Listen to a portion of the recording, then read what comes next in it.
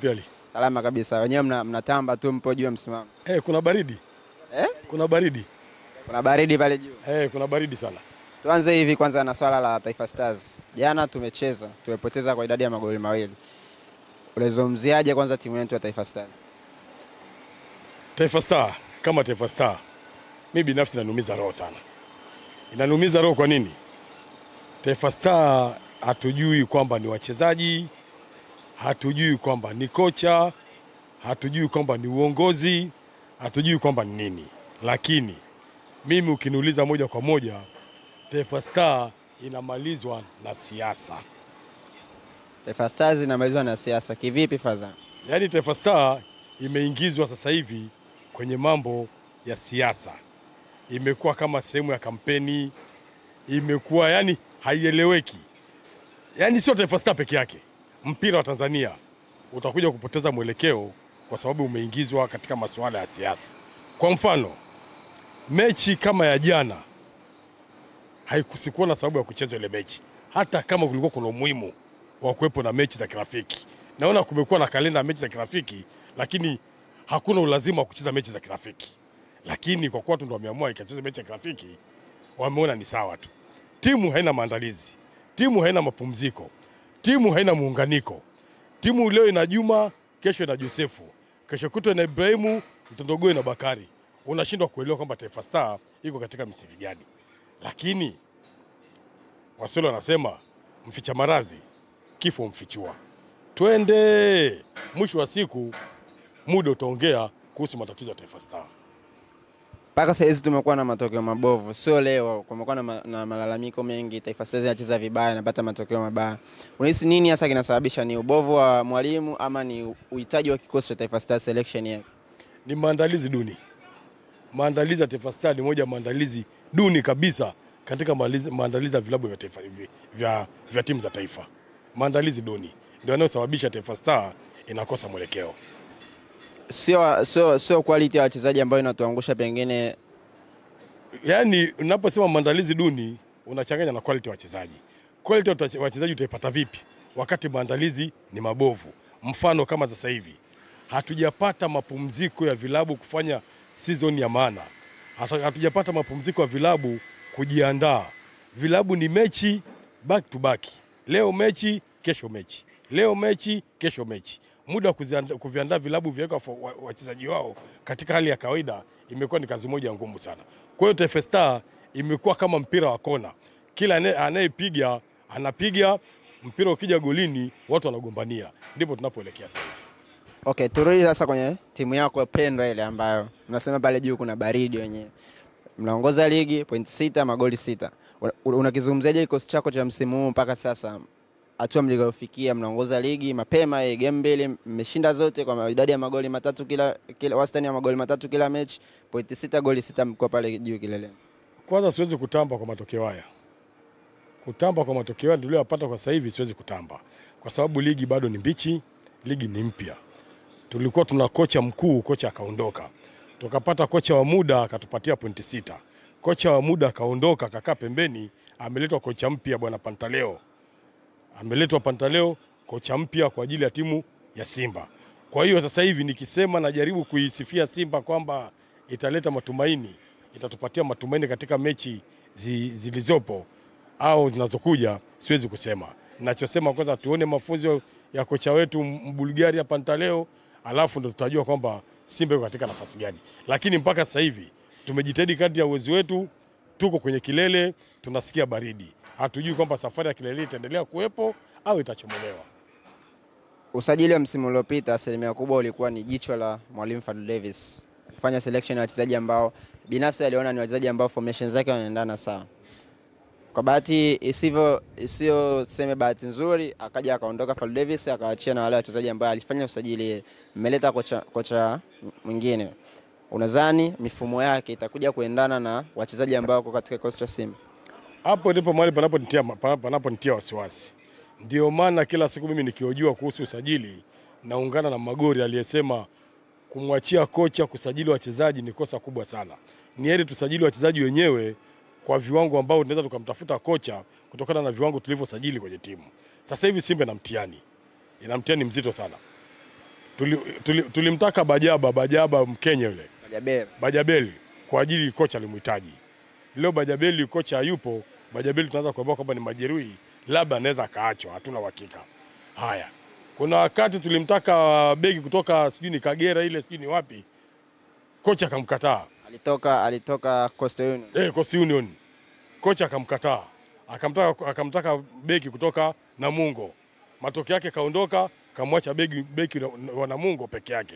Hatujui kocha aliyekuja atapata baada ya kumtumia beki waliotoka Namungo, ama yeye angemhitaji beki kutoka Coastal Union ama vipi. Hayo ni mitihani. Mtihani wa kwanza ambao Simba anatakiwa ukubaliane nao na upambane nao sasa hivi ni kuhakikisha pengo aliloacha Fadlu David wanaliziba kwa wachezaji bila kujali kwamba alikuwepo ama kuwepo. Baada ya kocha Fadlu Davis kuondoka kwa muda mfupi, Selemani Matola aliachiwa timu na akaiongoza katika mechi 2 za ligi kuu.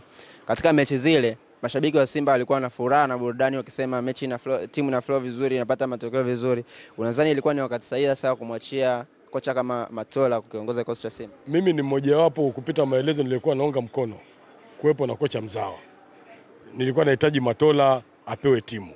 Lakini kwa kuwa viongozi wameamua kumweka mgeni, hatuwezi kubisha.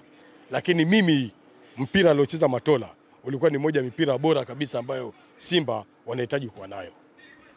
Kwa mujibu wa taarifa na vyanzo mbalimbali vinaeleza kwamba kocha mlemleta Pantevu wa sasa hivi hana zile leseni za kukaa katika benchi la ufundi la kusimamia Simba. Kwa hiyo kocha Matola ndiye atakayeenda kuwa kocha mkuu, alafu ile atakuwa kama msaidizi kwa ndani sasa, ila kwa nje anaonekana kama ndio kocha mkuu.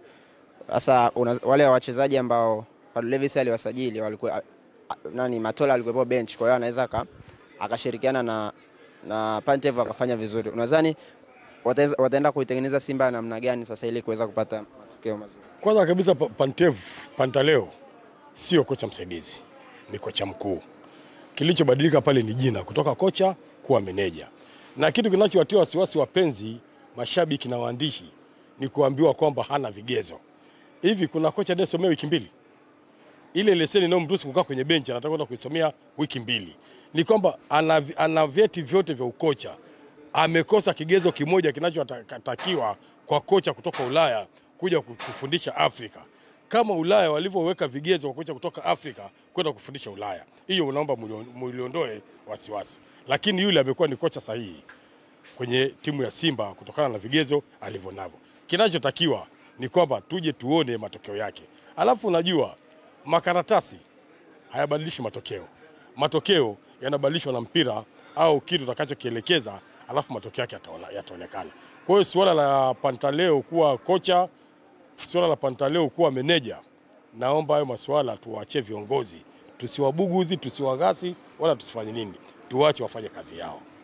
Ndugu zenu sasa upande wa pili kule walikuwa wanasema mna push kocha wao wamuondoshe ili kwa sababu mngam mnamnyemelea yule kocha Minuno yule. Huyu Feroz, kocha Folz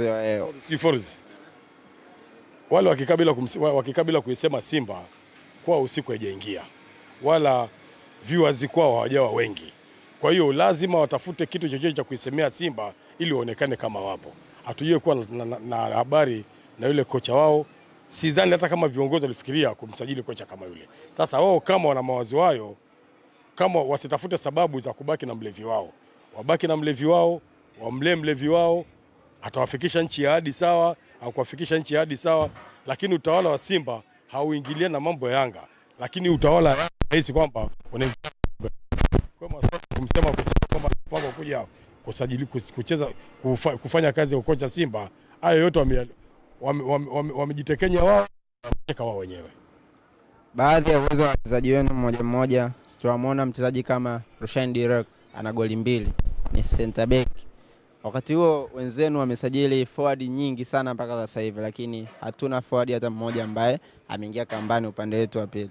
Unaizungumziaje hiyo mchezaji kama Direk anakuja kwa mara ya kwanza za ligi ya Tanzania mpaka sasa mechi 2 goli 2? Kwanza kabisa kilichotufanya mpaka leo tumepata point 6. Kilichotufanya mpaka leo tumefanikiwa kuingia raundi ya pili ya mtoano wa klabu bingwa Afrika ilikuwa ni kutokana na uwezo wa mchezaji mmoja. Lakini kwenye muunganiko wa timu kulikuwa hakuna timu. Timu ilikuwa haina muunganiko. mchezaji mmoja mmoja ndio aliotuletea mafanikio mpaka leo. Kwa maana hiyo nina imani baada ya kupata muunganiko mzuri, faida ya mchezaji mmoja mmoja itaonekana baada ya kupata muunganiko mzuri. Makocha wachezaji wa Simba waliosajiliwa ni bora. Kwa hiyo wanahitaji kocha ambaye atakayekuwa bora kuweza kutufikisha nchi hadi. Okay, sasa viongozi wa Simba pamoja na benchi la ufundi, unalishauri nini, lifanye nini ili kuweza kuitengeneza Simba yenye muunganiko kati ya mashabiki pamoja na timu pamoja na wanachama kwa ujumla? Uongozi na ushauri kitu kimoja, uache mihemko moja. Pili, ukubali kukosolewa. Unajua kitu kimoja nimekipenda kwenye uongozi wa Simba uliofanyika sasa hivi, japo wamekataa kwamba hawataki kukosolewa, lakini yale yote waliokosolewa katika uongozi wao na mashabiki wameufanyia kazi bila kujionyesha kama wameufanyia kazi. Nakupa mfano wa karibu. Watu walikuwa wanalia na viongozi kuhusu wanafanya vipi kazi. Mwisho wa siku wamewapunguza baadhi ya viongozi, wameweka pembeni, wameleta viongozi wapya kuungana na waliopo ili kurekebisha, kuona mambo yatakuwa sawa. Wamesikia vilio vya wapenzi. La pili, watu walikuwa wanalalamika kuhusu kocha, uwezo umefika mwisho. Wale machao wakawa wanaongea pumba ambazo hazieleweki, lakini mwisho wa siku wamelifanyia kazi, wamegundua tatizo liko wapi, wameleta kocha mwenye viwango. Kwa maana mimi nawaambia washauri waache mihemko, wakubali kukosolewa, sababu hata hakuna binadamu aliyekamilika. Usipokubali kukosolewa hutaweza kunyoosha mambo yako, lakini ukikubali kukosolewa mambo yako lazima atakwenda sawa. Mimi mpaka walipofikia sasa hivi naanza kupunguza deni kwao, kama ni kuwadai nitawadai baadaye. Mpaka sasa hizi unaanza kupunguza deni kwao, na wewe ulikuwa ni mmoja wa watu ambao ulikuwa unashauri sana uongozi. Ni wazi sasa kwamba uongozi ulikaa chini ukatazama ninyi kama mashabiki hoja zenu na wakazifanyia kazi japo kwa uchache mpaka sasa. Wamefanyia kazi. Wamejaribu kuwatenganisha wale mafari wawili, Mangungu na Tegageni. Wamejaribu kumtoa mmoja kabaki mmoja ili migongano ipungue. Wamejaribu kubadilisha kamati kidogo, japo shehe ni yule tofauti ni makoti, ni kanzu. Lakini hebu tuangalie hizo kanzu zilizobadilishwa zitakuwa vipi. Huyu kocha, mimi baada ya mechi ya Ngao ya Jamii na mechi ya Simba Day nilitoka hadharani nikasema kocha uwezo wake umefika mwisho. Watu waliniongelea ovyo, wakaona kama nimechanganyikiwa, lakini mwisho wa siku wameuona kocha hayupo, amekuja kocha mpya. Ni kwamba wamesikiliza maoni ya wapenzi japo kibabe, lakini ndicho tulikuwa tunachokitaka. Kwa hiyo natumaini wakiendelea kutusikiliza watafika mbali. Okay, nakupa nafasi uzungumzie na mashabiki wa Simba na wanachama kwa ujumla kuelekea mechi za kimataifa zinazokuja pamoja na ligi kuu. Zungumza nao lolote ambalo unatamani kushare nao. Mimi nataka kushare nao kitu kidogo sana. Mashabiki wa Simba wameshajaza upepo sana kwa upande wa pili. Kila kinachosema upande wa pili mashabiki wa Simba na kibeba kinakuwa ni cha ukweli. Wanajisababishia wenyewe mpaka wanashindwa kutawaliwa na viongozi wao. Na viongozi wanashindwa kutawala kutokana na kupenda kusikiliza mihemko ya nje. Tuache mihemko. Sasa hivi tuunge mkono uongozi. Baada ya kuunga mkono uongozi, tuwape nafasi wafanye kazi. Matokeo yatakayotokea tutoke hadharani tuseme ni ndio ama hapana. Tukipunguza mihemko maisha yatakuwa mazuri. Lakini tusipopunguza mihemko Simba shida itaendelea kuwa pale pale. Shukrani sana mzee Kama, nikutakia kila laheri katika majukumu yako ya siku. Na mimi nashukuru sana, karibuni sana. Niko